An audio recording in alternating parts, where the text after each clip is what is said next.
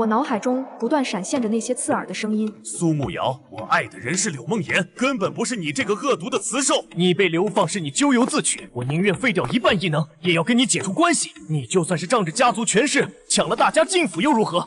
没有人愿意碰你一下。5个绝美的男子站在我面前，眼神里是极致的厌恶。他们强行解除夫妻契约时，不惜受伤吐血，而我在疯狂大喊：你们怎么敢？你们是我的受夫，我不允许！我猛地睁开眼睛，陌生的环境让我愣住，还没来得及反应，就听到一个清润的声音：季寒身体不适，无法服侍妻主，求妻主责罚。我低头看去，床下跪着一个绝美男子，他身上有鞭打的青紫痕迹，兽皮被扯落，露出宽肩窄腰的身材。妻主责罚。我意识到自己穿越了，原身是皇城贵族继承人，家道中落后被流放，10个受夫，5个有背景的强行解除关系，剩下5个跟着他到北罗部落。原身受不了流放地，把怨恨发泄在他们身上，不断鞭打虐待。眼前是狼兽人萧继寒，原身对他下药，想强行得逞。反抗中，他推了原身一下，原身撞墙死了，而我就是在这个时候穿越过来的。你先起来。我不习惯人下跪，可话音刚落，萧继寒周身寒气更浓。都是季寒的错，季寒不该推妻主，求妻主责罚。妻主若是对季寒不满，可以休了季寒，季寒绝无怨言。我没凶他，就在我不明所以的时候，门砰的开了，一个穿着火红兽皮的男子走进来，拿出纸笔放在桌上。妻主既然要休，不如把我也休了。妻主最近打我们也打累了，凛夜都心疼妻主打疼了手，更何况妻主最爱的是江公子。花凛夜厌恶地看着我，我恨不能马上写休书，但我感受了一下身体，木系异能变弱了，只有微弱一点。北罗部落环境严寒，皇城的仇人还会派人来杀我，我需要他们保护。不必着急，我淡淡开口，3个月内你们若是保护我不受伤害，我便放你们离开，到时候我会给你们休书。他们愣住了，眼底满是狐疑。花凛夜刚要开口质问，门外传来急切的喊声：不好了，大妹子，你快过来看看，你的受夫被魔兽袭击，受了重伤，快不行了！我脑海里瞬间闪过另外3个受夫的样子，不知是哪个受伤了。我顾不得多想，直接从床上下来，跑出石屋。院子里几个人正抬着一条昏迷的蛇进来，它身形巨大，10多米长，是极为漂亮的青竹蛇，但身上伤口极重，不断流血，触目惊心。林琴叹息道：大妹子，你这受夫受了极重的伤，都维持不住人形了。萧继寒和花凛夜也出来了，看到温南希的样子，他们眼神里透露着麻木。我顾不上别的，快步上前，将手放在温南希头上。你要做什么？花凛夜脸色大变，他都要死了，你难道还不放过他吗？他连妻主都不叫了。萧继寒也绷紧了身体，上前拦住了我。我没空理会他们，调动体内微弱的木系异能，绿色的光芒从我掌心浮现，缓缓渗入温南希体内。林琴眼睛一下子瞪大，大妹子，你竟然有异能，能治疗伤势？我没回答，因为意识突然被拉入一片精神海。竹林里，一条巨大的青竹蛇盘在粗竹上，鳞片暗淡，伤口斑驳。他平静地看着我，虚弱地吐了吐蛇信子。妻主，他的声音很温和，跟萧继寒和花凛夜完全不同，骨子里透出温润。我走过去，伸手触碰他，他身体轻轻一颤，却没有躲开。放心，你会恢复的。我手中释放木系异能，绿色光芒将他包裹，伤口缓缓愈合，他的身体也放松下来。温南希眼中闪过惊讶，辛苦妻主为南希疗伤，这本就是我应该做的。我继续输出异能，在兽世，此主有义务为受夫疗伤，安抚精神海，但前身从来没做过，他的受夫们也不让他碰。不知过了多久，温南希的伤势基本恢复，我却因为异能消耗过度，眼前一黑，晕了过去。失去意识前，感觉被人稳稳接住，再次醒来已是第2天早晨，屋内空无一人。我起身洗漱，透过水盆看到自己的脸，一边完好，另一边却发黑毁容，看着吓人。前身因此自卑暴躁，但我知道只要解毒就能恢复。走出石屋，院子里有人在劈柴。温南希听到动静，转头看来，清润开口：妻主醒了。我还有些不习惯，他放下木柴，去厨房拿来2个红果和2个鸟蛋。家里只有这些，委屈妻主了。萧继寒和花凛夜一早就去狩猎了，应该能打到食物。昨天是我的错。北罗部落环境严酷，食物很难得，兽夫们3阶实力也要面对森林危险，饥一顿饱一顿是常事。没事，我来做饭。兽氏落后部落吃生肉，但前身在皇城长大，习惯熟食，家里也备着柴火。温南希过来帮忙烧火，我用鸟蛋和红果做了西红柿鸟蛋汤，他们叫红果，其实就是西红柿。做好后，我递给他1碗，他眼神带着探究，却什么都没问。这2个红果，你们之前是在哪里发现？现的？我问，有了西红柿就能做很多食物，甚至可以制成番茄酱去城里售卖。是在古墓森林里找到的。温南希温声解释。那吃完饭你能陪我去一趟吗？我问道。好。他应下。我看着他没有动勺子，催促道：快趁热吃，我吃不了这么多，顺便帮我尝尝厨艺。温南希没动。我突然想起昨天的事，前身给萧继寒的食物里下药，想趁药性发生关系，也难怪他不敢吃。我嘴角僵了僵。你放心，我现在对你们没有任何心思，食物里没有下药。好。他这才拿起勺子，本以为他会留给我吃，之前食物不够时都是我先吃饱，剩下的才轮到他。但他尝了一口汤后，眼中露出惊讶。味道怎么样？他眼眸带上细碎的柔光，周身气息都柔和了，很好喝。我露出笑容。那你全喝了，等去山林找到更多食材，我们再做好吃的。看到他脸上的笑容，我心想，先让马儿跑，总得让马儿吃饱。3个月后解除关系，也不能让他们太厌恶我。温南希却脸色一变。妻主不必如此辛苦。我没有回答，知道现在说什么他们都不信，也不多解释，日久见人心吧。吃完饭，温南希收拾好碗筷，出门后幻化出本体蛇身，请妻主上来。我坐上蛇身，抱住他的一瞬间，明显感觉他整个身体都僵住了，差点从半空掉落。他加快速度，很快到了那片红果地，迅速放下我，画出人形，依然是清雅的样子，只是耳根有些泛红。这些便是那些红果。看到满地的西红柿，我眼睛一亮，但没有工具装，只能找藤条编背篓。温南希，能帮我弄些藤条吗？好。他弄来藤条，我便坐下来编织。我的手很巧，小时候在村子里跟外公外婆学过这些非遗技艺，编得很快。温南希看着我，妻主这是在编东西。编背篓装红果。你要是无聊，可以在周围转转，但别走太远，我有危险的话要喊你。他点点头，去附近找猎物。我继续摘西红柿往背篓里装，正忙着，突然感觉到危险的气息，回头一看，一头巨大的刺兽正朝我冲过来。温南希！我大喊一声，同时一跃而起，快速爬上旁边的树。温南希赶来时，看到我在树上的动作，他眼中露出惊异之色。妻主怎么会爬树？随后，温南希眼眸一敛，便快速跟那头刺兽对战起来。他平日温润雅致，真正战斗时却带着冷厉气势，古刀飞旋，如风刃般射向刺兽。刺兽反应极快，避开了致命一击，但古刀旋转着落回他手中，他从空中一跃而下，古刀直接从野兽脖子刺穿，动作优雅轻松，一滴血都不沾。轰！刺兽倒地，我睁大眼睛，他根本没用全力就轻松解决了。温润只是表象，他实力强悍，田生到底怎么敢招惹这些兽夫的？妻主。温南希看我一直没有反应，一跃而起上了树，我一惊，本能后退，猝不及防，直接掉了下去。他在半空接住我。妻主没事吧？我被他抱着，能闻到他身上清雅的气息，身体不由自主僵硬。想到他杀野兽的样子，想到前身虐待他，我连碰都不敢碰他。那个我没事，你放我下来就行。温南希低头看我，眼神幽深，我眼里只有警惕，和以前不一样。他低头，声音沙哑。妻主这是怕我。我咬了咬唇，没有，怎么会呢？抬头对上他眼底的暗色，像漩涡要将我吞进去。我突然意识到，对这个蛇兽夫我一点都不了解。平日温润是伪装，我想下来，他却不放。我挣扎不动，异能太弱。妻主以前会喜欢我这样抱着你。我讪讪一笑，我这不想改过自新吗？正想着怎么脱身，脑海里突然响起软萌的声音：宿主，我总算是醒了。是空间系统。你没事便好，我空间里的物资呢？宿主，你穿越时我也受伤了，现在空间权限受限，只有半亩地，物资要升级后才能打开。升级契机是什么？就是宿主跟兽夫亲密接触会释放权限，这次是抱抱我才能醒，如果叫尿的话，空间升级就快了。我嘴角抽了抽，你要是想让我活着，别说这些。先靠自己找食物吧。回过神来，温南希已经把我放下，我赶紧离他远点，去看那头野兽。这个能吃吗？不能，是变异兽。我眼眸微微垂下，只能继续采摘西红柿来充饥了。温南希自动过来帮忙，很快背篓满了。我还想找点别的，正四处看着，空间系统突然兴奋道：宿主，前方100米草丛地下有红薯。听到空间系统的话，我神色一动。红薯，有了红薯，今天就不会饿肚子了，而且红薯产量高，以后还可以种植。系统，你太棒了！宿主往前走，方圆100米我都能探查。我来到系统说的位置，扒开草丛，看到了红薯叶子，先快速采摘了一些。温南希跟在身边，看着我摘草，愣了一下。这些是红薯叶子，可以做食物。我抬头看他，相信我，这不是草。这个世界的人还不知道地下的食物。我眨巴着眼睛看他。温南希，你能不能帮我挖一下地底下？他神色微动，以前我都是命令，从没这样好声说话。好。他用骨刀灌注异能往下挖，一个用力，地面出现大坑，红薯碎了好几块。别这么用力，下面是食物。他放轻动作，小心挖出一个个红薯，弄干净泥土放进篮子。我眉眼弯弯，谢谢。他愣了一下，似乎从没听过这2个字，哑然失笑。这本就是我该做的。背篓篮子不够装，我直接将红薯收进空间。温南希看着食物凭空消失，露出不可思议的神色，低声呢喃：空间？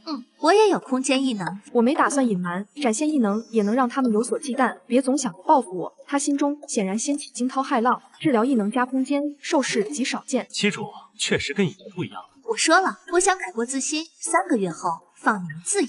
他没再说什么，我继续采摘蘑菇和木耳。他提醒有毒，我解释有的蘑菇没毒，木耳处理好也没毒。不管他信不信，我摘我的。系统又提示，左手边100米有姜和葱。我赶紧去挖，有了葱姜做菜可以去腥，有了这些食物，我们大概几天的吃喝不愁了。大概是因为杀了一个野兽，这附近暂时没有什么野兽了。眼看天色不早，我起身准备回去。温南希幻化蛇身，我规规矩矩坐着，没敢乱动，更没敢抱。可他急速飞驰，我差点掉下去，他用尾巴拖住我。七主可以抱紧我。抱紧吗？他不是不喜欢跟我拥抱吗？我刚想拒绝，空间系统尖叫：宿主快抱住，哪怕只是拥抱，时间长也能掉点小权限。我眼神紧闭，拖出去了。我一把抱住他，抱住的一瞬间，他速度似乎慢了下来。速度一慢，我缓缓睁开眼睛，不自觉地往下看。山谷有条河，水清澈见底，里面好多大鱼，5、6斤，甚至10斤的都有。温南希，我们去河边抓鱼。他落在河边，化成人形，轻轻将我放下，态度好像有点变了。七主想抓鱼玩，我要吃鱼肉。他轻哑一笑，好。以前我最讨厌带腥味的鱼，因为部落有人吃鱼被刺卡死，大家都不吃。他用风系异能，在水面一卷，10几条鱼落在岸边，又摘草穿起来，动作优雅。我挨个将鱼放进空间，鱼太多吃不完，可以做鱼丸。准备回去时，我还在河边草丛发现了河螺和河虾，眼睛一亮，兽食物资太丰富了，遍地是食材。我将那些河虾和河螺也全部放回了空间。一阵操作过后，我已经满头大汗。还需要吗？温南希温声问道。不用了，这些足够了。回头需要食物时可以再来。温南希点头，载着我回了石屋。太阳还没落山，大概下午4点左右。萧继寒和花凛叶都没回来。温南希主动解释，他们可能走远了，天黑应该能回来。没事，想什么时候回就什么时候。最好不回来。今天弄到的食物够我和温南希吃了。他仔细看我神色，发现我真的不在意。若是以前，我早就骂开了。七主累了一天，先去歇着，我去做饭。这些食物你不知道怎么做，来吧。我打算做鱼面，一条鱼5、6斤，正好适合。温南希好奇地看着，洗手上前。我可以帮你做什么？帮我把蘑菇、木耳还有红薯叶子洗干净。好。他拿着木盆去院子里洗，我接水开始处理鱼，用骨刀片下鱼头鱼骨熬汤，鱼肉刮成鱼糜。这时候门外传来动静，花凛叶回来了，扛着一头野猪。他看到院子里的东西，眸光一沉。这些东西是你带回来的？你伤势那么重，他不让你休息，让你去弄食物。温南希解释，是七主采摘的。花凛叶嘴角勾起冷笑。温南希，你不是也厌恶他吗？别他帮你疗伤一次，你就为他说话了。没有雌兽愿意进厨房，更别说我们这位妻主。别忘了他之前对你做过什么，谁知道这次又耍什么花招？我不信他会变好。前身为得到他们，装失忆，装变好，结果更过分。温南希动作一顿，他在造物，不信你可以去看。花凛叶朝造屋看过来，看到我在忙活，愣住了。他有一迷，视力极好，能看到我刀工飞快的在切鱼。他要做什么？做饭。吃鱼？他不是最厌恶鱼腥味，嫌鱼肉有刺吗？我听到后皱了皱眉，没有理会他们，反正也就3个月时间，他们想说什么就说吧。温南希轻声回道：早晨你们不在，早饭也是他做的，那种酸涩的红果，他能做出美味的汤。花凛叶明显不信，沉默地去旁边割猪肉。我看向院子里沉默干活的他，想起前身有一次趁他重伤露出本体，要扒了他的狐狸皮，那一身火红的狐狸毛确实高贵艳丽。想到这些记忆，我有些头疼。现在写休书，他们转头就能杀我。转眼我看到他们带来的野猪，我眼睛一亮。猪皮可以做皮冻，猪板油熬油，猪花油熬油，还能做油渣当零食。这个世界兽人们食量大，却经常饿肚子，做点零食闲暇吃一吃刚好。院子里花凛叶切好肉装好，看水缸水不多，提着木桶去打水。反正回家不能闲着，眼神麻木，心口憋闷。萧继寒回来时正好碰到他，看他脸色不对，问怎么了？他又对你做什么了？花凛叶神色阴翳，没做什么。正在造屋做饭，他何曾进过造屋，根本不会做饭，却突然去做。你说这次该不会想下药毒死我了吧？我一边刮着鱼糜，一边听着萧继寒和花凛叶在说话。昨天是我的错，我若是不反抗，他或许不会有更偏执的想法。萧继寒的声音很冷，我知道，以你的心性，宁愿死也不会让他碰一下。花凛叶接话，我也是这种想法，所以你不必纠结。若是像梅清晨和沈慈安那样，长久消失对他不管不顾，倒也轻松自在。梅清晨和沈慈安是我另外2个受夫没解除关系，但消失的无影无踪。他们背后都有强大的势力，家族有秘法克制受夫契约，哪怕苏慕瑶死了，他们也能好好活着。萧继寒低了低头说，但我们不能。他们说的没错，若我死了，他们也要陪葬。说完后，他们走到我和温南希旁边说，晚饭我和花凛叶都不吃了。温南希叹气，妻主跟以前不一样了，还是一起吃吧。萧继寒摇头，我们不饿。我刮着鱼糜的手顿了顿，看着满满一盆鱼糜，语气有些委屈。我准备了4个人的饭。话音刚落，他们厌恶地瞥了我一眼，走开了。温南希摸了摸我的头，安慰道，我晚上送到他们房间吧。好。空间系统在我脑海里笑，宿主，他们这是怕你下药呢。我嘴角抽了抽，我知道。做饭很快，猪板油熬油，炒了西红柿炒蛋，熬鱼汤，做纯鱼肉面，烤红薯，装了2盘西红柿炒蛋，烤红薯，2大碗鱼肉面，1大碗鱼汤。为了证明没下药，我当着温南希的面吃了喝了。我没下药，更没下毒，我还指望你们保护我找食物，不可能害死自己。温南希眼神温润，我知道他们会吃的。他端着食物去了萧继寒房间，我继续收拾灶屋，隐约听到那边传来吃东西的声音。又过了一会儿，温南希回来了，我坐在桌前，看着他眉眼弯弯。回来了，一起吃吧。温南希愣了一下，妻主是在等我吗？对啊，我们一起做的饭，自然要等你一起吃。温南希对上我的眼眸，温润雅致的脸上带上了柔和的神色。好。他坐下来后，我将筷子和勺子递给他，这才开始吃饭。饿了一整天，鱼面上面打了鸟蛋，放了煮熟的红薯叶子，吃着很香。我专注的吃着，没去看他。吃的差不多后，我抬头看温南希，其实我也不清楚他的来历，只记得是前身的父亲有一次带回来的人，嘱咐好好待他。食物还合胃口吗？温南希温声问道。很好吃。妻主若是想吃什么，可以说步骤，我来做，你就不必辛苦了。我笑着道，没事，闲着也是闲着，而且我喜欢做美食。在末世食材有限，来到寿氏虽然文化落后，但物资丰沛，都是有机食材，能做各种各样的美食，这让我很高兴。温南希看着我明媚的神色，便知道我说的是实话。那以后我来给你打下手。好。吃饱饭后，温南希很自然地收拾碗筷，这是她流放后吃的第1顿饱饭。我去院子里烧草木灰，准备把猪下水洗一洗。天气还热，猪肉不处理容易坏，打到食物不容易，一点都不能浪费，就是没有香料。附近城池里有药店，或许有香料，但要兑换需要很多肉和兽皮。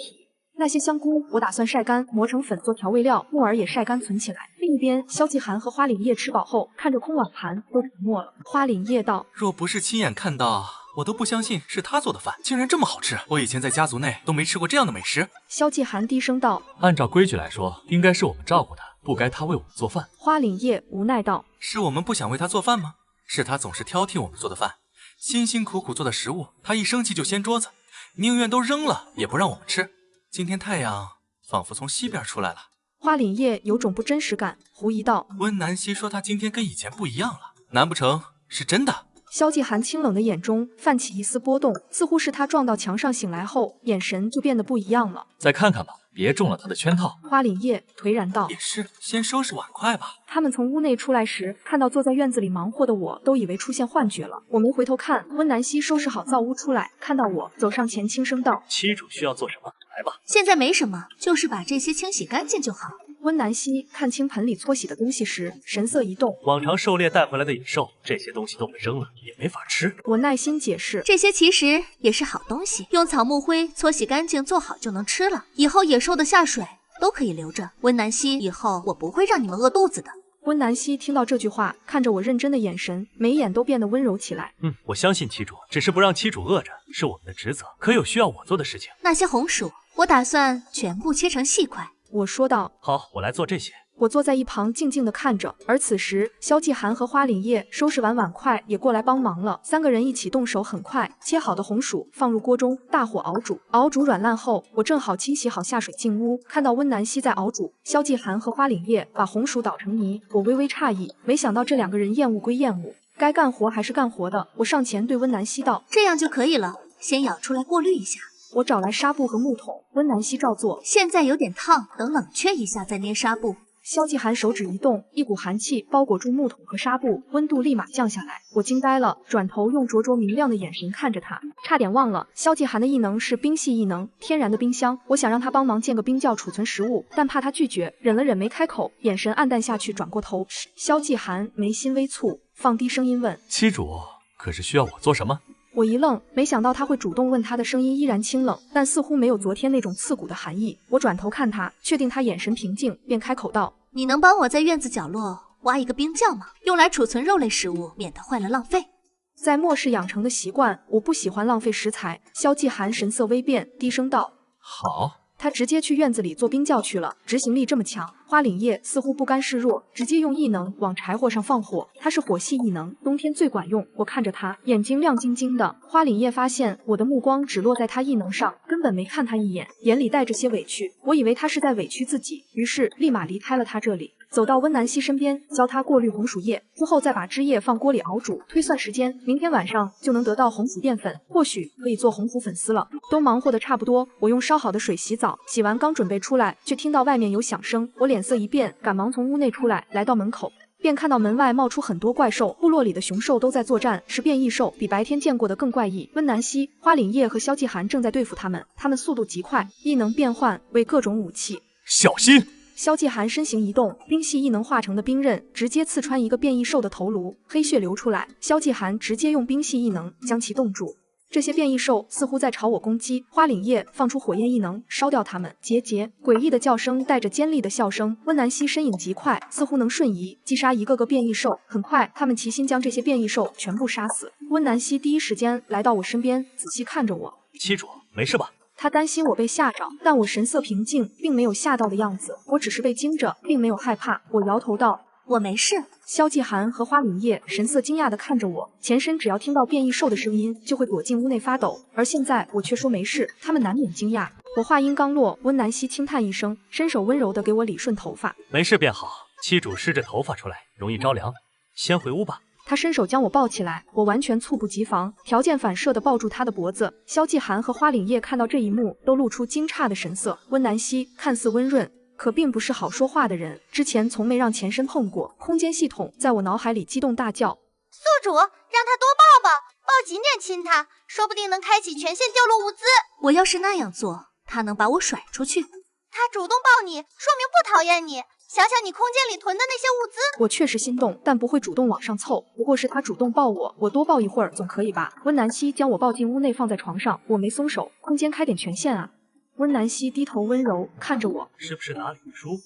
我抿了抿唇，硬着头皮道：我有点怕。天知道，说完这句话，我恨不能找地洞钻进去。温南希心口一软，将我抱紧了些。别怕，我在这里不会让变异受伤。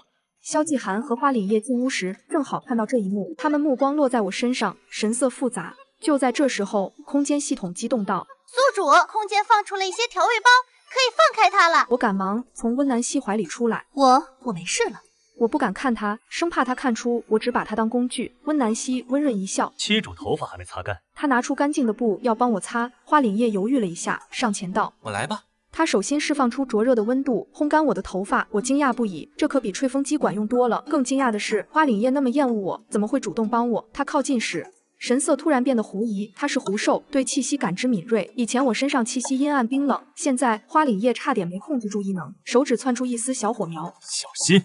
萧季寒一道兵器将其熄灭。花凛叶回神，赶忙道歉：对不起。我摆手：没事没事。我嘴上说着没事，心里想着估计他恨得想烧死我。无论如何，今晚谢谢你们保护我。温南希温声道：保护七主是我们的职责。我可不信，以前变异兽半夜闯入，前身被下定过，这次他们干脆利落的解决，我该表示一下。这样，为了表示感谢，明天我为你们做好吃的，早饭我来做。花凛叶开口：明天轮到我留在家照顾七主，我会照顾好你的。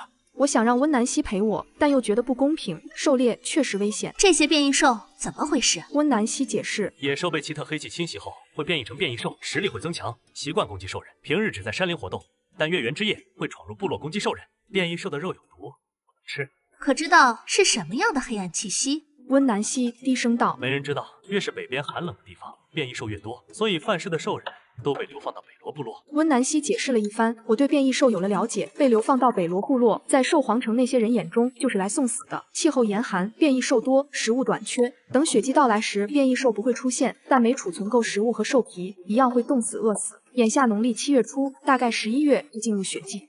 我还有4个月时间准备，这期间空间能升级最好，囤积的物资就能拿出来。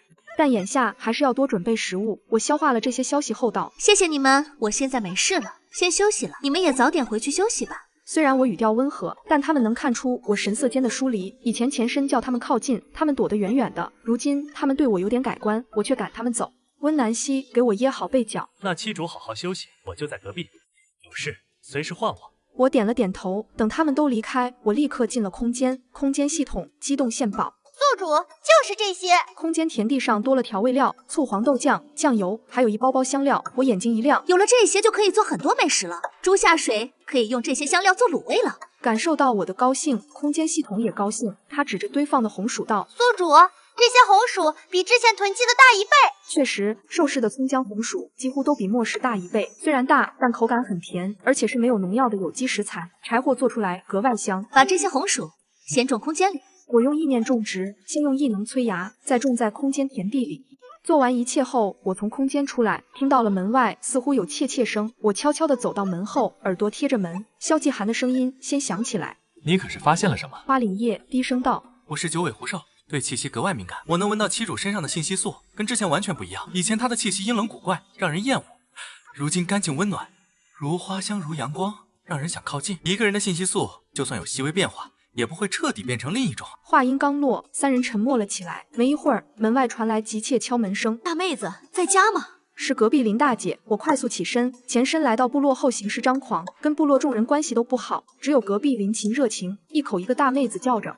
采摘了东西也愿意给前身尝一尝。我刚从里屋出来，温南希就在门口。门口声音可吵到七主了。是林大姐，大半夜可能有什么急事，先去看看。温南希道：“我陪着七主。”萧继寒和花凛叶跟在身后。我打开门，门口站着林琴，还有首领和首领夫人。林琴道：“大妹子，首领和夫人找你有事。”首领小心翼翼道：“苏姑娘，小女被变异兽伤到，伤口感染厉害，无疑无法救治，我只能厚着脸皮来求苏姑娘帮忙。只要肯救小女，让我们做什么都行。”首领夫人也用祈求的眼神看着我。他们平日极有威望，从未低声求过人。他们在当地有威望。他们一个儿子嫁进城里大户人家，女儿古宁宁年纪小，身体弱，平日很少出门。这次不知为何被变异兽咬伤，我脑海里闪过一个小姑娘，前身骂她时，她吓得哆嗦着跑远。我神色一软，走吧，我过去看看。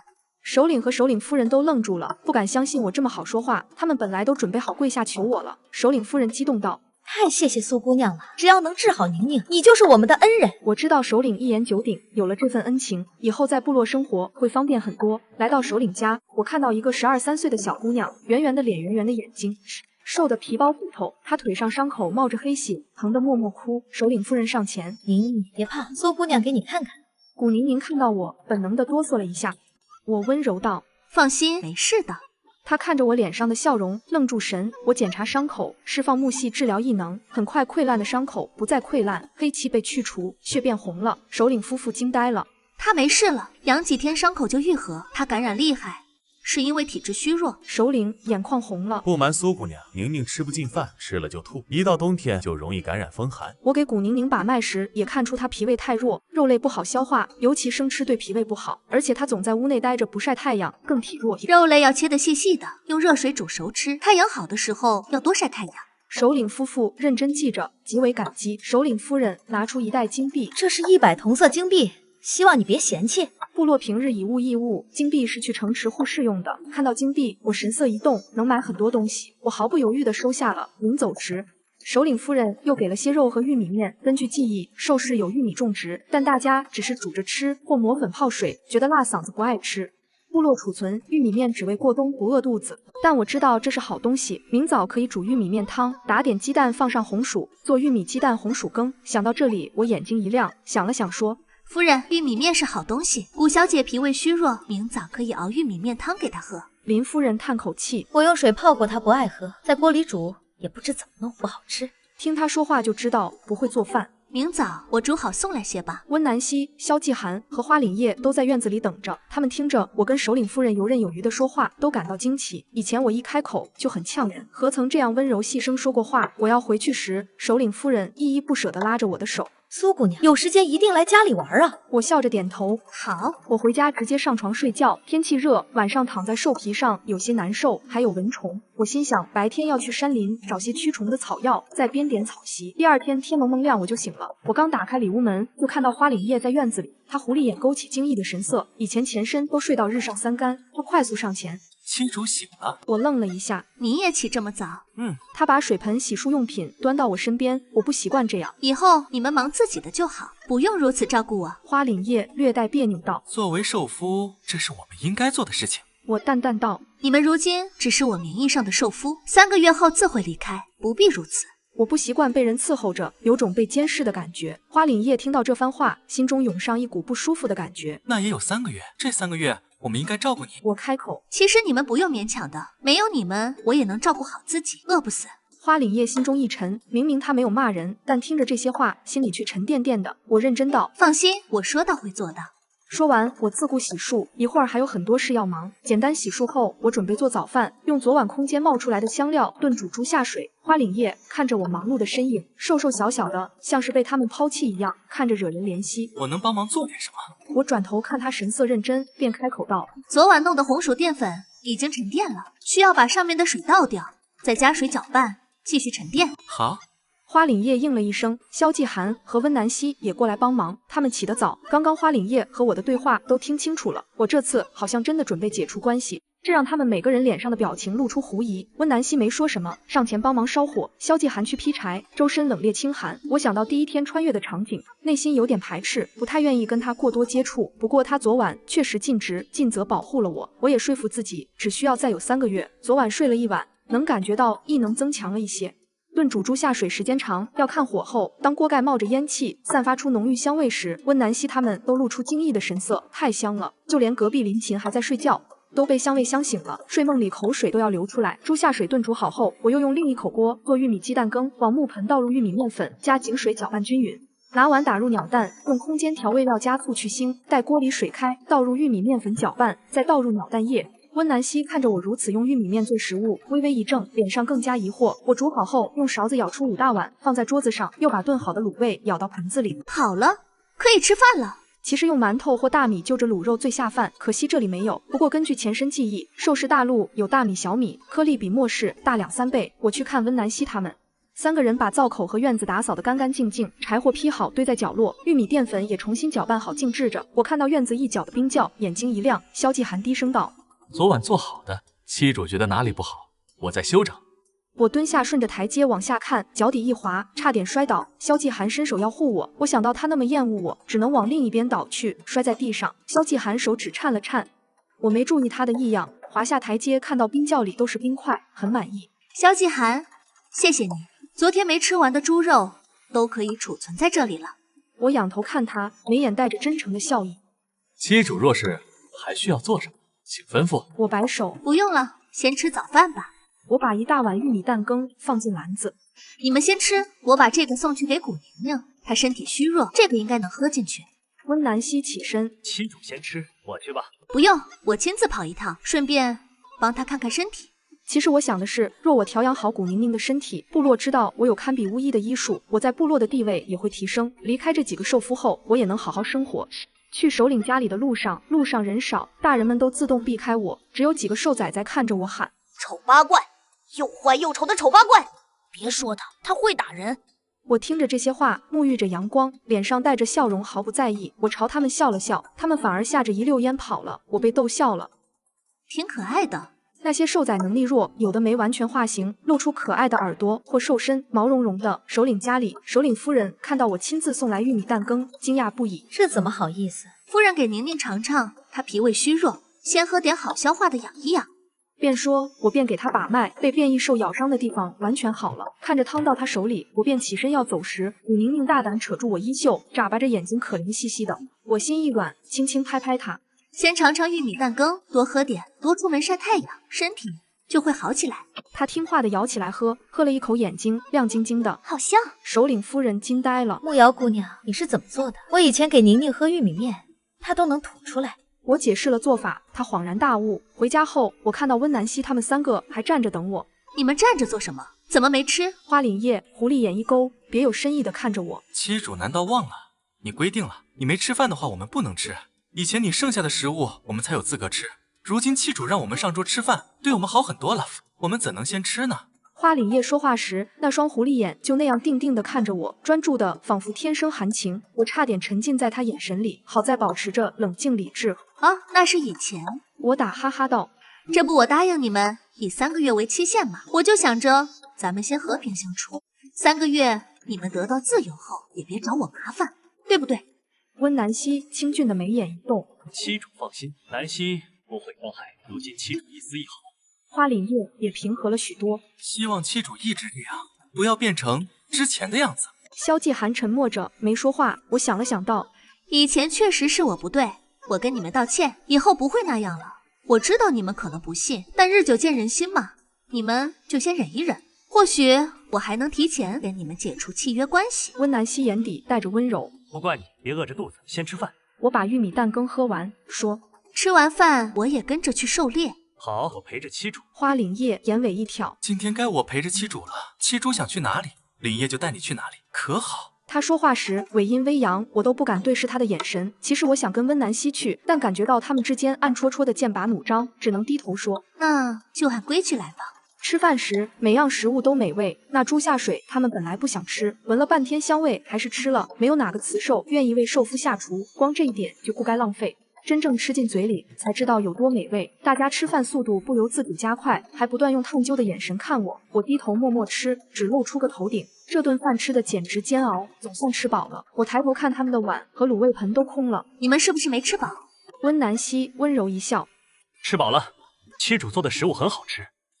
以前这些东西都被我们扔了，现在想来着实浪费。”吃饱后，他们抢着收拾碗筷。之后，温南希和萧季寒去狩猎，花凛叶带我去山林。他直接变成本体2米多高的九尾红狐，我被惊艳住了，真的好美，红色狐毛高贵艳丽。我明白前身为何心心念念想用它狐毛做衣服了。花凛叶瘦身有点高，我蹦跳几下上不去，他用一条尾巴卷着我，轻轻放在后背上。妻主想去哪里？你知道哪里药材多吗？我想采药解毒，还有他们3个身上的内伤、外伤也需要治。前身虐待他们时激发了精神狂化，伤得更重，我有责任为他们解除，这样才能互不相欠。知道，我带妻主过去。花凛叶奔跑速度很快，我条件反射抱住它，抱住狐毛和抱住蛇身，感觉完全不一样，太舒服了，又漂亮又软，闻着还有淡淡香味。我仿佛受到蛊惑，不由自主伸手摸了摸。花凛叶身体一颤，在山林里停下，低声沙哑道：“妻主在摸什么？”我头皮一麻，没什么，你别误会，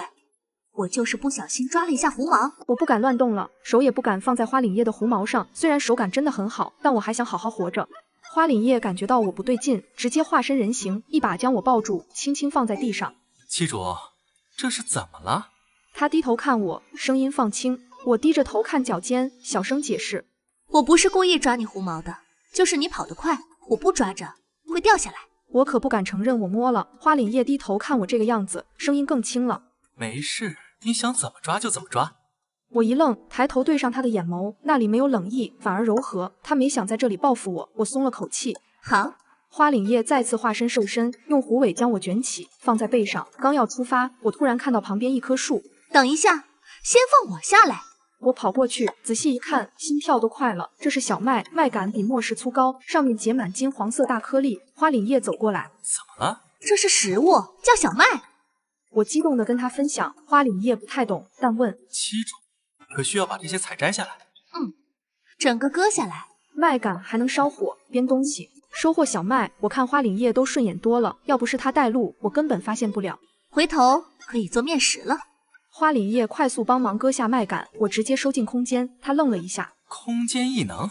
我点头，他眼中闪过惊异，但没多说。妻主还需要什么？我看看周围，找找还有没有这种小麦。空间系统说方圆100里没有，我有些失望。花凛叶化身本体，跃上高树，动用虎眼能力下来道：“还有一颗，我带你过去。”我眼睛一亮，他载我过去割下，我收进空间。空间系统突然激动：“宿主，右边60米是白菜。”我转头看去，一片白菜地，虽然是正常大小，但足够了。有了白菜，可以包饺子、做馅饼。我兴奋地拿出骨刀，要挖花凛叶走过来。我来吧，妻主在旁边歇着就好。他看我这么激动，知道这草肯定不一般。我眉眼弯弯，笑盈盈道：“没事，一起挖吧，这是白菜，有了小麦和白菜，就可以做白菜肉饺子、包子，还能炒菜，白菜还能腌酸菜，存得久。到了雪季没法出门狩猎，就用酸菜炒腊肉，腊肉也要提前熏出来。花凛叶神色一动，原来这真是食物，他挖的速度变快了起来，很快一片白菜全挖完，我收进空间。多谢了，晚上给你们做好吃的。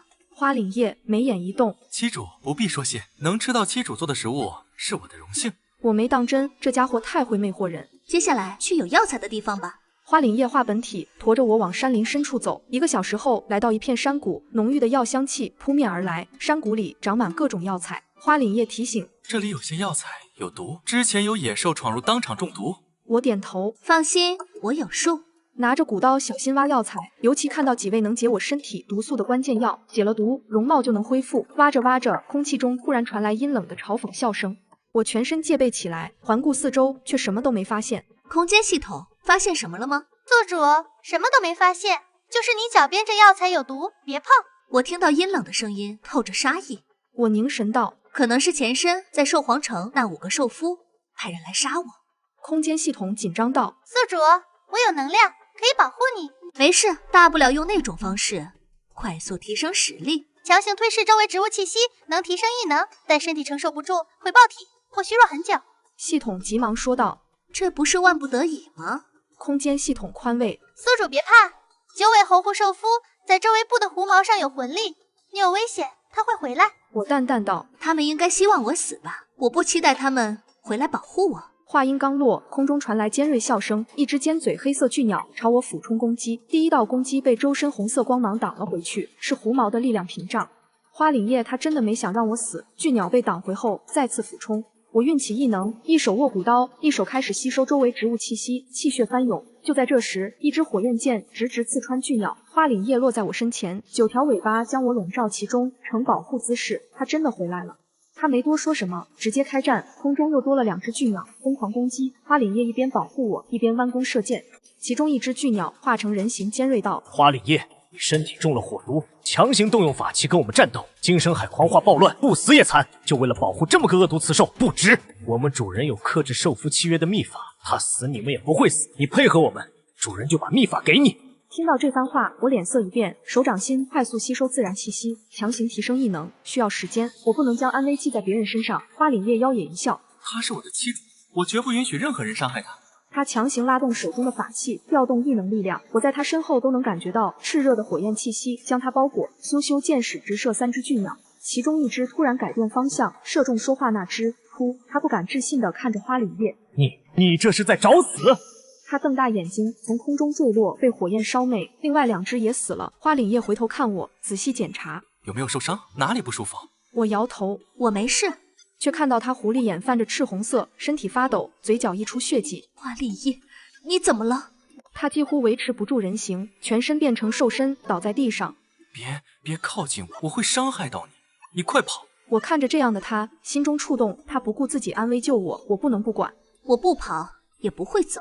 你是为了救我才这样，我不会让你有事。花凛叶还保留一丝理智，狐狸眼眸光一颤，我走上前，将手放在他头上，释放治疗异能进入他身体。他昏迷过去，我进入了他的精神识海。我看到了一只幼小的红狐兽，5、6岁大。打死他！他和他爹都该死！一身低贱的红狐毛，丢人现眼的东西。很多人对他拳打脚踢，他一声不吭，只小心护着怀里的东西。他们打累了走了，他一瘸一拐回到破败院子，变成人形，擦擦脸上的灰，进屋烧水熬药，熬好后去床边。爹，该起来吃药了。床上的人影隔着迷雾。凛叶，他们又打你了。小花凛叶努力让声音平静。爹，我真的没事，你先喝药，喝了就好了。凛叶，若是有一天爹不在，你要好好活下去。爹，你不要说这样的话，凛叶不能没有爹。他声音哽咽颤抖，床上的人轻轻抚摸他的头发，长长叹了口气。场景一变，雪天里花凛叶爹病得更重，花凛叶跪着去求家主请巫医，没见到人，被守卫踢出来。他跪了很久，全身是伤也没用。他爹死在雪天，他回到院子里压抑的哭，却被人骂着打着。小贱人，你和你爹都该死，家主根本不承认你们存在。看着这一幕幕，我心口疼得厉害。他经历了这些的时候还那么小，我想冲进去保护他，却有屏障隔绝，一直到这会才冲破屏障。走到他面前，蹲下身，将他小心抱起来。没事的，以后都会没事的。我身体里所有木系异能全部涌入他体内。花凛叶陷入狂化后，精神困在年少时光，全身很疼，救不了爹，一次次想陪爹死，却记着爹的话要活下去。在他绝望时，院子里出现一道光，光中走来一个女子，如空谷幽兰，美丽出尘。他对着他笑，如同阳光一样，身上的气息那么温暖，让他忍不住想靠近。你很好，不要听那些人那样说。我抱着他，一道道温暖的光芒涌入，包裹住他。他的精神识海渐渐被修复，风雪散去，被阳光暖意包围。识海中的他变成了成年模样。他看着我，精神体九尾红狐不由自主地将我缠住，紧紧抱住。狐尾似乎从腿上往上绕，狐狸眼带上了蛊惑的气息。我顿时全身狠狠酥麻起来。不，别！这种身体的酥麻战栗感让我完全招架不住。花凛叶的狐狸眼微勾，眼神带着极致的渴求，精神体9条尾巴都将我缠住，却控制着没有弄疼我。好香！他声音极其魅惑。花凛叶，醒醒！我快速躲避。你不是厌恶我吗？你看我是谁？我大喊着，根本没用。别咬！他的头落在我脖颈，温热的气息落下，我整个身体一下子就软了。花凛叶。我叫他的名字，声音却娇软的像在撒娇。不，这根本不是我的声音。我瞬间闭嘴。再这样下去，在他精神识海里，他能把我吞吃了。我再次用木系异能疏导他，一直到他眼神平和下来，才快速从他精神识海中出来。消耗异能过多，我腿软没站稳。花凛叶醒来后恢复人形，直接抱住我。七主，小心！他低头看我，眼神带上了缱绻柔和的色泽。我微微推他胸膛，手心触到腹肌的力量感跟烫着了一样，缩回来。你先放开我吧。空间系统突然开口：宿主，让他抱啊！我升级了一点，空间田地扩大1倍，现在有1亩地了，还冒出一小潭井水，是灵泉水。灵泉水可以强身健体、解毒淬炼、恢复异能。我意念扫视空间，确实看到灵泉水井，但不多。只要宿主跟兽夫多多亲密接触，灵泉水还会增多。花凛叶慢悠悠放开我，眼神还带着一丝痴缠。我松口气，问他：你现在感觉怎么样？好了吗？好了。你身体里的火毒是怎么回事？我输入异能时，感受到了那种霸道的火毒。花凛叶神色苦涩，是小时候他们在我身上下的火毒。你是说徐家的人？我知道他来自寿皇城徐家，是徐家家主的儿子，但不姓徐。不错，为了方便控制我。我想到什么，心中叹息。对不起，当年因为我的原因，你才不得不嫁过来做寿夫，辛苦你了。前身在寿皇宴上见到徐家那位光风霁月的继承人，仗着背景逼迫徐家嫁人。徐家李代桃僵，让不受宠的花凛叶嫁了过来。前身将怒火全发泄在他身上，他都默默承受。花凛叶伸手轻柔的给我整理被风吹乱的发丝。不是你的错，而且当时离开徐家对我来说是好的选择。火毒是很早就下到我身上的。话音刚落，他突然神色一怔，火毒被压下去了，而且解了一些。他震惊的看着我，我认真道：你放心，等我异能增强后，就能为你彻底解除火毒。如今只能一点点帮你去除，不过我能帮你压制住。我的眼神干净真诚，说的也是实话，真心要为花凛叶解火毒。花凛叶没忍住，再次伸手抱住我，这一次抱得很紧，有一种要将我揉进心口的感觉。我心一慌，他不会又要……七主，谢谢你，谢谢。他声音沙哑，狐狸眼染上薄媚妖冶的红。以前每次火毒发作，从来不会这么容易被压下来，更别说还解了一些，这已经很好了。我心中感叹，秦深做了很多恶毒的事，他们3个留在他身边，各有各的不得已。我会帮他们治好身体，再放他们自由。总有一天，火毒会彻底解了。感觉到他一直抱着不松手，我轻声开口：那个，时间不早了，我们先吃点饭，下午采摘些草药，早点回家。我还想早点把小麦磨成面粉。花凛叶这才依依不舍放开我。好，先吃点东西。七主稍等，我猎到了2只野鸡。刚刚感觉到我有危险，他扔下野鸡就赶回来了。一听野鸡，我眼睛一亮。那我们一会儿吃野鸡。他露出绝艳魅惑的笑容。好。说完抱着我快速过去拿野鸡。哇，这野鸡还挺大，比末世养殖鸡大1倍半，野鸡肉更紧实鲜美。花凛叶愣了一下。七主以前都嫌弃野鸡太小不好吃。我睫毛颤了颤。那是以前了，我现在觉得鸡肉很好吃。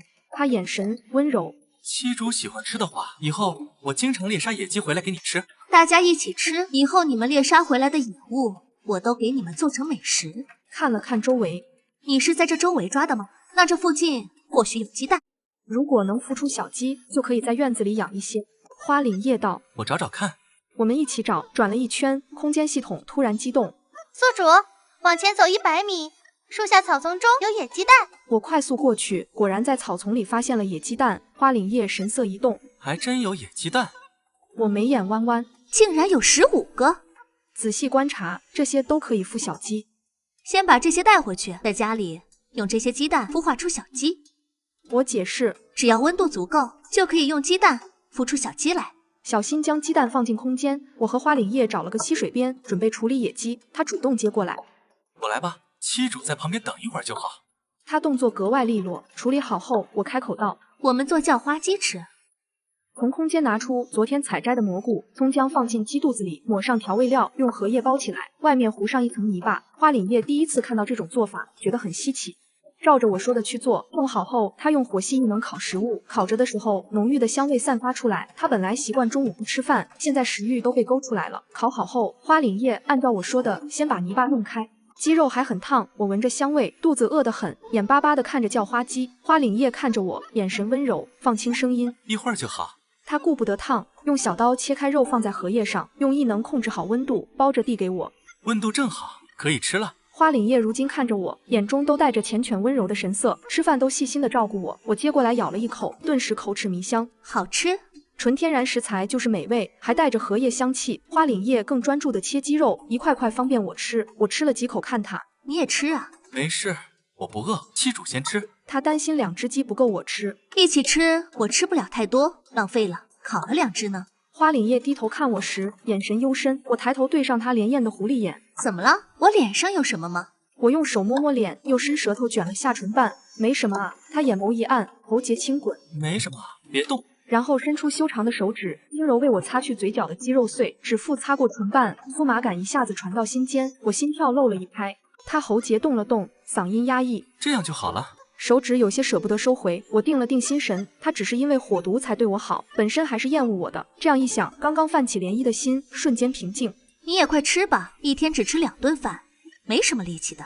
花岭叶神色复杂的看了我一眼，低声沙哑道：“我其实很有力气，很行的。”我眨眨眼不明所以，他耳根微微泛红，喉结不断的滚动。我叹了口气，估计是不好意思吃。我拿起2块硬塞他嘴里。怎么样，好吃吗？我笑起来。很好吃，是我吃过最美味的食物。我笑着道：“好吃就好，回头你们出来狩猎，猎到野鸡也可以这样做着吃，很简单。”那怎么行？猎杀的野兽要先带回去给妻主吃。吃饱后，他用金帕蘸水帮我一根根擦干净手指，我有点不习惯。那个，我去河边洗洗就行。他动作一顿，好。我洗了手，他再次拿出干净金帕为我擦干。收拾好后，我开始挖药材。花岭叶醒帮忙，我婉拒：“你不懂哪些有毒，还是我来吧。”他只能守着我。采好药材，天色不早，我们准备回家。花岭叶化成狐身，用尾巴小心卷着我坐上后背。走了一会，我规规矩矩坐着没碰他。他低声道：“妻主可以抱紧我，要不会掉下来。”我这才伸手抱住他，狐毛太舒服了，还有淡香味，好想摸他耳朵和尾巴，但想到他们厌恶我，还是忍住了。殊不知被我抱住的一瞬间，花岭叶差点没站稳，他身体发颤，速度越来越快，我怕掉下去，只能抱得更紧。到家时，温南希和萧季寒已经带着猎物回来了。温南希看到我抱紧花岭叶的一瞬间，目光暗了暗，赶忙上前，很自然地将我从花岭叶身上抱下来。妻主回来了。我感受到温南希身上冰凉的触感，很舒服，刚刚都要被花岭叶身上的火热灼烧到了。妻主可有累着？温南希温柔地给我整理头发，眼神却似带着一丝隐忍克制。我回过神来，摇头道：“我没事，这点事情累不着。”说着微微退开，避开了温南希的碰触，他眼中露出一丝怅然失落。我保持冷静理智，开始整理药材。我采摘了一些药材，先在院子里晾晒一下，之后可以炮制作药包。红薯淀粉已经再次沉淀好了。温南希走过来问：“妻主，我可需要做什么？”需要把上面的水弄出去，只留下下面的红薯淀粉。他用异能将缸里的水全部吸走。我想到花岭叶的火系异能，转头看向他，正好对上他魅惑的眼眸。他快速走过来：“妻主，可需要我帮忙做什么？”能把这些淀粉烤干吗？轻柔的烤，像晒干那种感觉。他含笑点头。一阵操作后，他转身：“妻主，这样可以吗？”我伸手摸了摸，笑着道：“很好，晚上给你们做红薯粉条吃。”萧季寒看着围绕在我身边的温南希和花凛叶，眼中泛起一丝异样。晚上我做了排骨鱼丸汤、红烧肉、炒白菜和红薯粉条，大家坐下来吃饭，每样食物都很美味。温南希心疼地看着我的手，妻主做的食物很好吃，以后妻主只需要开口，让我们动手来做就好。妻主手心都烫着了，一定不疼。炒菜时被油溅了一下，我觉得没什么。没事，这点烫伤一点都不疼。再说了，做饭时大家都一起帮忙了。不知为何，他们都能感觉到我身上气息微妙的变化，这点小事他都能感知到。饭后大家争相收拾碗筷，我去院子里弄药材。温南希第一时间过来，妻主需要做什么，我来做吧。没事，我自己弄就好。他小心翼翼道歉，对不起，吃饭的时候我不该说那句话。不关你的事。妻主是不是在生气？没有，没生气。我回答正常，但他就是觉得我在周身隔了一道屏障。花凛叶在院子里找活干，没活就拿出抹布擦门框。我忙活了一会，做了4个驱虫包。这3个你没用，晚上放在床头就不会被蚊虫叮咬了。温南希神色复杂，谢谢妻主。不客气，你们平日用心照顾我，还冒险狩猎，我做这点不算什么。我们作为受夫就应该照顾好妻主。我露出一丝笑容。你们对我好，我作为妻主也想对你们好，照顾都是相互的，没有什么应该不应该，只希望你们以后也能念着我做的这点事情。温南希眼底掠过一道暗色，他应该知道了，我担心他们会伤害到我。晚上睡觉时，我本来躺着睡不着，突然闻到一股熟悉的暗香，睁开眼睛就看到床边的火红狐狸。花凛叶，你怎么在这里？大晚上的，他们不是对我避之唯恐不及吗？我看着床边的火红狐狸，身子一抖，本能的坐起身，往床里面退了退，一直退到墙壁。花凛叶，狐狸眼露出一丝委屈。妻主，就这样把我当洪水猛兽吗？他缓缓靠近，低头看着我，声音苏哑撩人。我是妻主的受夫，担心妻主想为妻主守夜。我用怪异的神色看着他，按照前身记忆，这是从未有过的事。你就不怕我晚上对你做什么？或者我给你下那种迷情药，你怎么办？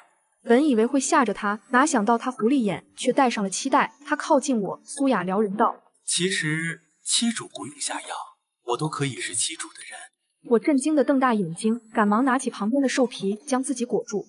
那个，我现在身体不适，不能那什么。花凛叶看着我的反应，喉咙滚动了一下，压下什么，靠近我耳边轻声道：“妻主别怕，没有妻主的允许，凛叶什么都不会做，只是担心会有变异兽冒出来，所以在房间里守着妻主，这样妻主可以安心睡觉。”我抬头看他认真的神色，用理解的眼神看着他道：“那就辛苦你了。有人守夜也好，反正以前身做的事，他们能对我感兴趣才怪。”我安心躺下，没一会儿就睡着了。睡梦中隐约感觉有温热的触感轻轻卷着我，很舒服。不知过了多久，屋内突然多了一丝沁凉的气息，迷糊间听到压低的声音：“温南希，你来这里做什么？”这句话应该我问你，半夜不睡觉，跑来这里做什么？是花凛叶和温南希的声音。我意识模糊，只听到花凛叶慵懒的声音：“作为受夫，自然是来陪着妻主。按照规矩，今天妻主也是属于我的，不是吗？”温南希冷冷回道：“你要做什么？”花凛叶撩唇一笑：“不做什么，就是想把自己给妻主。”温南希沉默了一瞬，声音沉了下来：“今天在山林里发生了什么？你逼迫他做什么？是不是用你的媚术迷惑了妻主，让他跟你？”花凛叶语气也沉了：“温南希，她是我的妻主，我和她做什么不需要跟你汇报。”花凛叶，你若是不爱她，便不要招惹她，也别想伤害她一丝一毫。我只是想保护她。温南希，你今晚怎么了？温南希沉默片刻，声音沉冷：“他送我们驱虫药包时说的话，你没听出来吗？他不信任我们，觉得我们会伤害他。我无法说什么，但我可以保证自己绝对不会伤害他一丝一毫，我也绝不允许旁人伤他一丝一毫。”花凛叶声音带着怒气：“温南希，你胡说什么？我怎么可能伤害到妻主？”温南希的声音很冷：“那你刚刚要趁着他睡着做什么？”花凛叶脸一红：“我只是想抱住他，没想做什么。”他转眸一想：“不对，温南希，你不对劲。以前我们对妻主做什么事，你都没这么大反应，怎么如今我靠近妻主，你倒是不乐意了？你不也厌恶妻主？”温南希敛了敛神色：“如今的他不一样。”花凛叶声音低了下来：“你也知道他跟以前不一样了，妻主能为我压下火毒，还能解除一部分，我都觉得很不可思议。所以他那么好，我怎么可能伤他一丝一毫？温南希，如今的妻主不是你一个人的妻主，我也会好好护着她。”沉默了一会儿，温南希的声音再次响起：“梅清晨和沈慈安一直没有回来，他们身上有克制兽夫契约的秘法，还有兽皇城的人，他们可能会对妻主做什么，我们要做足准备。花凛夜语气也沉了。今日有3个杀手来山林里试图刺杀妻主，那些人是江墨川的手下。温南希声音一寒。江墨川。花凛夜冷笑一声。江墨川可是兽皇城最为出名的一个人物，当年妻主为他做了很多疯狂的事情，都说一日夫妻百日恩，没想到他倒是会派杀手来杀妻主，好狠的心肠。后面的话越来越模糊，我沉沉睡去。可我知道，最起码他们2个对我没有威胁了。第二天一早醒来，萧继寒在门口等着照顾我洗漱。我有些无奈，只能将温南希和花凛夜一起叫过来。以后我自己可以倒水洗漱，你们不必如此照顾我。萧继寒脸色微微一白，习惯性的低头。对不起，是我没照顾好妻主，是我的错，请妻主责罚。我赶忙解释。不是的，你不用这样，也不用道歉，我也不会责罚。其实是我不习惯，你们该忙什么忙什么就好。萧继寒他们3个人站在旁边，都有些愣住了。我没有理会他们了，洗漱好后开始做早饭，他们一起帮忙。吃过早饭后，花凛夜和温南希要去狩猎，萧继寒留在家里照顾我。花凛夜看着我道：妻主，若是去山林里的话，一定要注意安全。我今天不去山林，家里还有很多事要做，就待在部落。听到这番话，他们才放心一些。对了，花凛夜，我配了药，一会儿熬好你喝了再去狩猎，是压制火毒的药，每天早晚喝的话，1个月后火毒也能减一半。花凛夜狐狸眼波光潋滟。妻主，你对我可真好。我受不了他这眼神。流放路上，你们尽力保护我，我对你们好也是应该的。你们身体没事，这3个月也能更好的保护我。听到3个月，花凛夜眼神沉了下去。我用陶罐熬药，让花凛夜用火系异能控制火后，温南希先去狩猎，萧继寒开始收拾家、烧水劈柴，一直没闲着。花凛夜控火时忍不住看向我，此时我正用草堆鸡蛋窝把窝弄暖和一些，放野鸡蛋上去孵小鸡。妻主昨晚给我们的驱虫包真的很好用，在床头挂上，屋子一晚上都没蚊虫。之前部落有人在城池护士买的驱虫药包都不管用。一听这话，我神色一动。护士？花凛夜温声解释，离我们部落最近的北寒城，每个月开一次护士，附近部落的人都会带着东西去交易，有的用金币，有的以物换物。去护士买驱虫药包，一包多少金币？听说一包100个同色金币。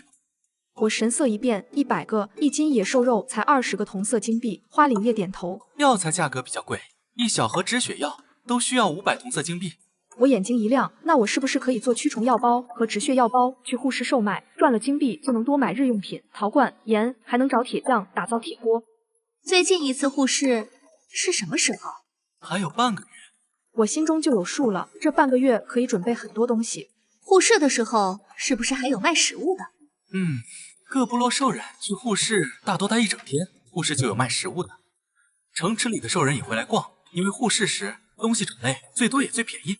我点了点头，心里盘算着先卖药包赚金币，再打造烤炉平底锅。玉米面价格便宜，大家不爱吃，那是不会做，我可以做玉米面菜饽饽去卖。花凛夜的药熬好了，我想帮他倒出来，他赶忙道：妻主小心烫，我不怕烫，我自己来就行。萧继寒看着我们有说有笑的场面，眼里满是不屑和厌恶。花凛夜把熬好的药倒出来，药汤还有些烫，他先去处理药渣，清理药罐，都弄好后回来喝药。他喝药时神色淡然，一口气全喝了，眉头都没皱一下。我知道这药有多苦，从空间拿出几颗冰糖，伸手。他本能伸出手，我将冰糖放他手中。这是糖，含在嘴里化着，能去掉药味。他将糖放进嘴里，没一会眼中闪过惊讶，很甜。我笑着道：这下子药就不苦了。花凛夜心神震动，狐狸眼涌上一层水雾。妻主可真好。我淡笑，3个月后他恢复自由，应该也不会对我动手吧？他低声沙哑道：妻主以后都这样好不好？不要变回以前那样好不好？我正要回答，手心一疼，他用力握紧我的手，眼神带着慌乱。妻主，你会一直在对不对？我笑着点头。放心吧，不会变回以前，我一直就这样。他这才放心，喝了药后依依不舍地离开去狩猎。花凛夜离开后，我把空间里的小麦拿出来剥粒，剥一会儿看一眼萧继寒，想让帮忙又不敢开口。他转头看我时，我赶忙低头装干活。几次后，他低声开口：妻主可是有什么事？没事。他道：柴火我已经劈好堆好了，不知道还需要做什么，请期主指示。我抬头看他神色认真，便道：这些小麦都需要把小麦粒剥下来晒一晒，就可以做食物。好，我来做这些。我对他露出和善的笑容。那就辛苦你了。我本能的让开位置，跟他保持距离。他用异能操控，小麦粒很快脱离出来，尽数到了旁边木桶里。我惊讶的看着，多谢。这是我应该做的事情。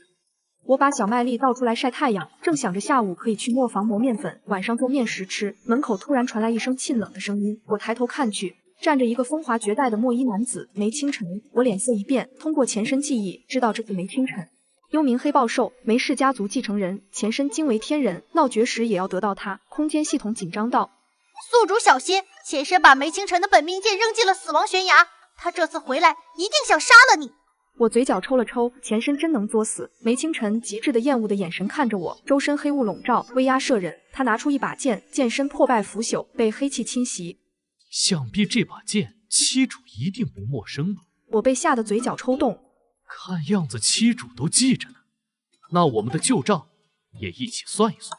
我想躲进空间，却进不去。系统说梅清晨封禁了这里。萧继寒突然挡在我面前。梅清晨，你冷静一下，他是我们的七主。梅清晨动作一顿，有名无实而已。萧继寒，你真要阻拦我？萧继寒寸步不让，冰系异能凝聚出冰刀，对准梅清晨。你要伤他，除非杀了我。萧继寒，别忘了他之前对我们所有人做过事，留着他就是祸害。我看着对峙的两人，开口道：梅清晨，只要你不动手不杀我，我可以跟你解除关系。他目光如剑。你以前也说过这样的话，你以为我还会再信你？我愣了一下，脑海里涌现出一段记忆。为了哄骗5个兽夫，流放路上护着他。前身确实说过，到达部落后就解除关系，装得很好，却在人家放松警惕时，把剑给人家扔了。啊呀呀！我恨不能捂着脸，找个地方钻起来。看他的样子，是真的动了杀意。若非顾虑萧继寒，早杀过来了。萧继寒一直坚定挡在我面前。梅清晨，无论如何，我不会让你伤到七主。要战便战吧。我赶忙开口。梅清晨，这次我说的话跟以前不一样。话没说完，剑气带着凌厉气势朝我击杀而来。萧继寒瞬间用冰刃挡下这一杀招，当强大的力量碰撞，地面尘土飞扬。两个人迅速打了起来，速度太快，我只看到残影，墙壁都被剑气损坏。空间系统惊叹：宿主，这两个人都好强啊！睡了他们就能快速提升实力。我嘴角抽了抽，你觉得可能吗？宿主可以攻略他们。我摸了摸半边毁容的脸，现在没有美貌。宿主本身极美，内在也很美。我额头青筋直跳。系统，快想办法阻止他们，再打下去宅子要塌了。空间系统查了一会，宿主，梅星辰那把剑被黑暗气息侵袭，你的异能可以治疗他，你可以谈条件制剑，他不杀你。我松了口气，大声喊道：梅星辰，我可以修复这把剑，我要是修复不了，你再杀我也不迟。千真万确，你可以让我当场试一试。梅清晨暂停攻击，怀疑地看着我，声音透着冷意。你刚刚说能修复这把剑，我提着的心缓缓放下。对，我能修复，你可以先让我试一试。我要是做不到，你再杀我也不迟。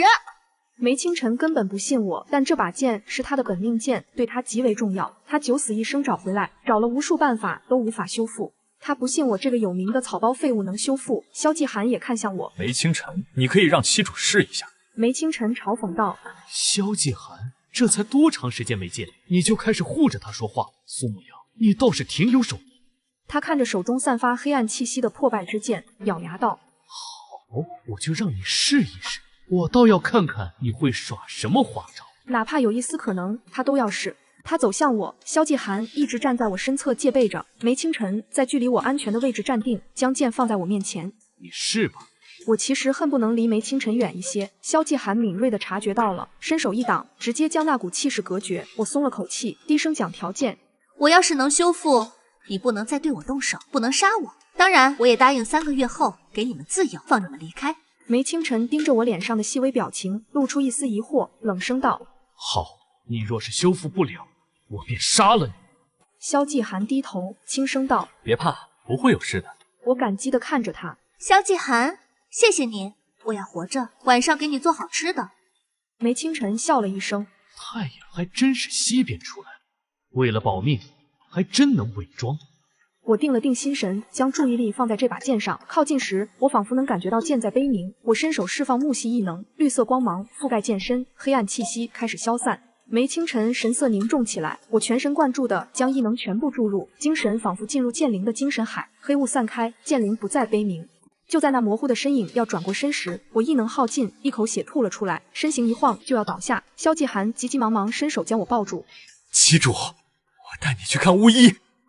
我虚弱道：“我没事，只是异能耗尽。”梅清晨复杂的看了我一眼，如风般消失，很快带回巫医。巫医诊断后道：“力量消耗过度，急火攻心，气血不足，而且你身体里还有毒，这毒能让人易怒易暴躁。你这半边脸就是因为中毒。”听到这里，萧继寒和梅清晨脸色都一变。巫医看我神色平静：“你这小丫头倒是平静，显然已经知道了，我只能开药补气血，这毒没法解。”我淡淡道：“多谢古巫医，我确实知道，不用开药了，我休息就好。”巫医离开后，萧继寒低声道：“对不起，我并不知道七主中了毒。”我摸了摸半边脸：“没事，你不用自责，这毒我能解。”萧继寒神色一震：“皇族御用巫医，从未发现你的身体问题，为何会如此？”